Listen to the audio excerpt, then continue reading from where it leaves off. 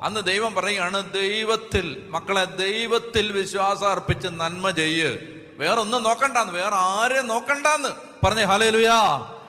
ദൈവത്തിൽ വിശ്വാസം അർപ്പിച്ച് നന്മ ചെയ്യുക, അപ്പോൾ ഭൂമിയിൽ നിനക്ക് സുരക്ഷിതനായി വസിക്കാം. അടുത്ത വാക്യം, കർത്താവിൽ ആനന്ദിക്കുക, അവിടുന്ന് നിന്റെ ആഗ്രഹങ്ങൾ സാധിച്ചു തരും. മനസ്സിലായി? കർത്താവിൽ. വേറെ ഒരു കാര്യവും, മനുഷ്യർ പറയുന്ന നല്ല വാക്ക്, മനുഷ്യൻ പറയുന്ന അപ്രീസിയേഷൻ, മനുഷ്യൻ തരുന്ന അവാർഡുകള്, മനുഷ്യൻ നല്ല, ഇതൊന്നും നോക്കി അതിൽ ആനന്ദം കണ്ടെത്തണ്ട. കർത്താവിൽ ആനന്ദിക്കുക, അവിടുന്ന് നിന്റെ ആഗ്രഹങ്ങൾ സാധിച്ചു തരും. അടുത്ത വാക്യം, നിന്റെ ജീവിതം കർത്താവിന് ഫലമേൽപ്പിക്കുക, കർത്താവിൽ വിശ്വാസം അർപ്പിക്കുക, അവിടുന്ന് നോക്കിക്കൊള്ളും.